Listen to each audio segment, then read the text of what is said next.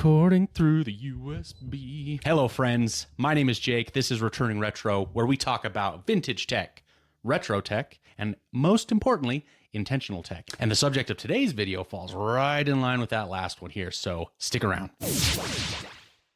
Well, I have some updates for you, my friends. I noticed after I had done the post and the video about the Keyphone, lots of questions sprang up naturally. It's an exciting new device. It's got a physical QWERTY keyboard in one of the options, but then you've got the T9 option, you've got the full touchscreen option. So I thought, hey, why not take all the questions that you guys have and ask the CEO? So I was able to very luckily, and I'm very appreciative for his time, meet with the CEO of Keyphone and actually ask him directly an assortment of the ones that I saw keep popping up again and again. And so that's what we're going to go over today. It's going to be sort of a update and your questions answered video for Keyphone.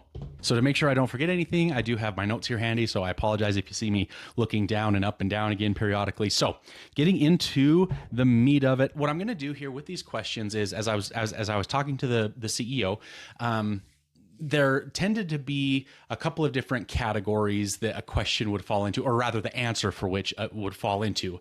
A no, just no.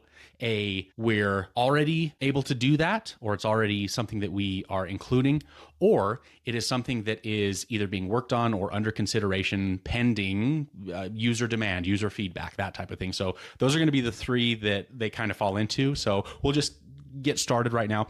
Question number one. Will there be a version available for those wanting regular, unrestricted Android? No.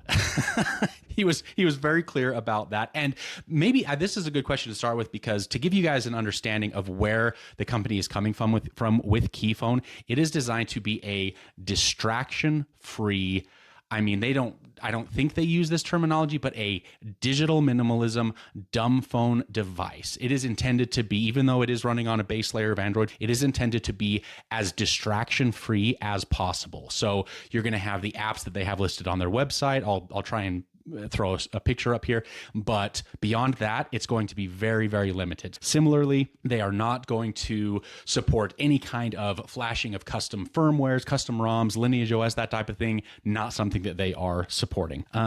Next question, turn-by-turn navigation. Will it be available? No.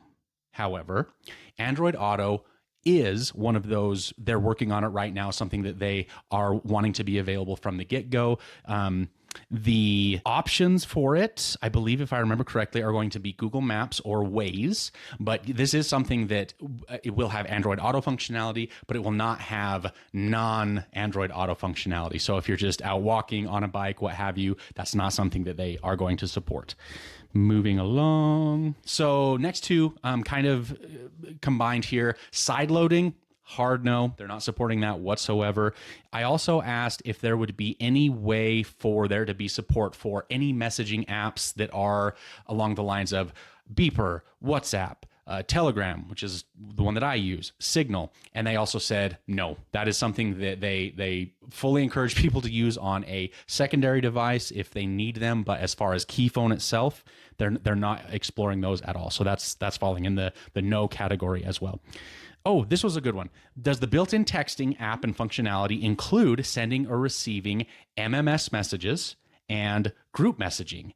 This is yes to both. And that was something that I was really excited to hear, because I know that with some of these very, very restrictive dumb phones, you can have a little bit of problems with that, or just the functionality not existing whatsoever. But he did confirm yes to MMS and yes to group messaging. So good news there. LTE bands being compatible in some places. Okay. This is a great question about device availability. So Shlomo did confirm that these devices will be available globally. They do have, they're not a global device, and that the bands are, the frequency bands are specific to the US, but there is band compatibility in many countries, but the crowdfunding campaign is going to be a global campaign. You may, depending on your country, need to pay a little bit extra for shipping, depending on what the shipping costs are to get to you. But this is something that the devices will be, although it's primarily geared towards a US market, the devices will be more broadly available than just that. Good news for some of the international folks interested. So moving on. Another question that I saw a lot, hotspot functionality. So this is something that I personally have also wondered about, though some of you have asked about it, whether or not you can hotspot your device's wireless signal and use it with a companion device, whether that's a laptop or a tablet. This is something that they are looking at adding in the future. So it's something that they are actively researching to see how this would look. Obviously, it's going to depend on user feedback. So guys, please go and let them know from their website, fill out the inquiry form, let them know that this is something that you're looking for, but this is not in the no category. It's also not in the yes, this is already available, like the group messaging, the MMS stuff. It's something that they are actively researching, and if the user requests, the user feedback is there for this, it is something that they're wanting to implement. Questions around two-factor authentication, authenticator apps in general. This is something that they are similar to the hotspot functionality, something that they are definitely open to and something that they are looking to adding in the future if the user feedback is there. This was a really interesting question. FM radio support. The CEO did admit to me this isn't something that they had considered, but he is intrigued by this idea, and it is something that if the user feedback is there, they will look into it and potentially implement it in the future. Oh, so this was one that for me on a personal level, again, I think I have seen some other people ask about this, but on-device audio and video files, will you be able to throw on your WAV files, your MP3 files, or in the case of videos, MP4s, and view them locally on your device?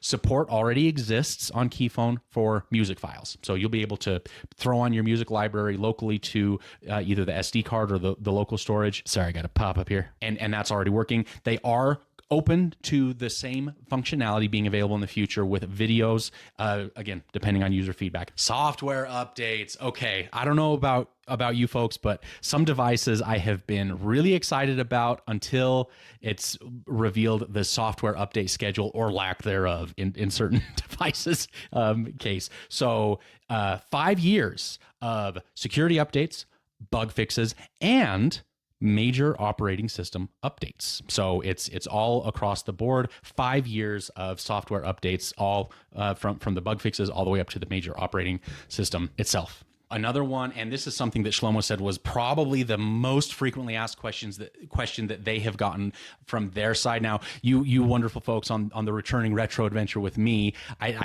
you want to side load, you want to flash your own custom ROM, and I am there with you. But I have to admit, I want to give this a try. Use this as my primary. Maybe have a secondary device, a tablet or a laptop or something that I would do most of my stuff with, but make this my distraction-free focus device, kind of the way that it used to be. But on their side, they're getting a lot of feedback from people that this is right up their alley. This is something that they have been dreaming of, something that they've been wanting, a device that has the distractions removed for them so that the temptation isn't even there.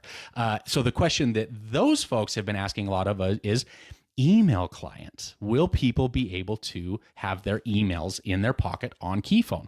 This is something that they are looking at adding in the future, depending on user feedback. So I was a little worried that this might be a hard no, as some of the other features have been, but they are. This is something that is within the ethos or the philosophy of the company, and so it is something that with enough user feedback, they're willing to look at adding in the future. And okay, I have to apologize, friends. I had misunderstood something when in the initial discussion that I had with the CEO and the marketing director. Dual SIM functionality, I had erroneously said would be available with 2 physical SIM cards. That was my mistake. I misunderstood what they had said. So what is being worked on right now is you will have a hybrid SIM tray, which will have a physical SIM slot as well as an SD card slot. And then the finalized version, so the production version of Keyphone, will also have embedded SIM, eSIM technology available as well. So it will be that one physical, one eSIM combo.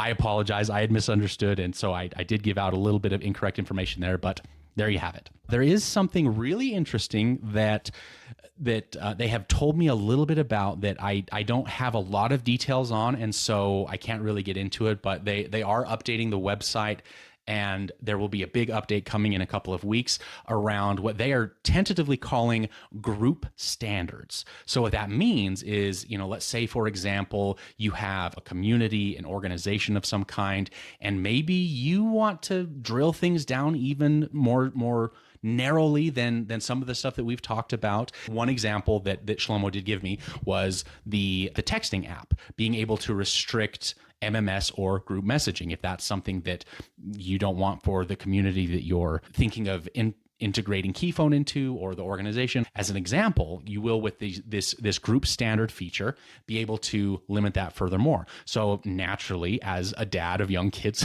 I had asked, okay, that sounds a lot like parental controls. Would that be the same?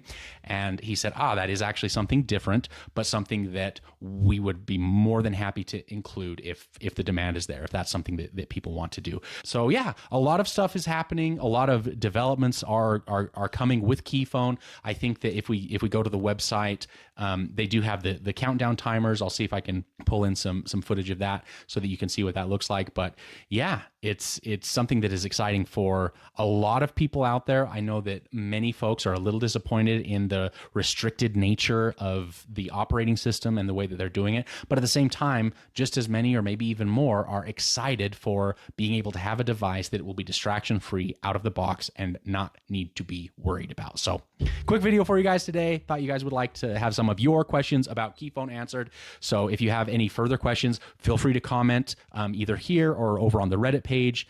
And I'm happy to keep asking the questions that come along. So if you're new here, please subscribe. The community around Returning Retro is continuing to grow, and it's super exciting. You guys have great input, great questions, and I really appreciate you for it. So until the next one, I'm Jake. We'll see you again.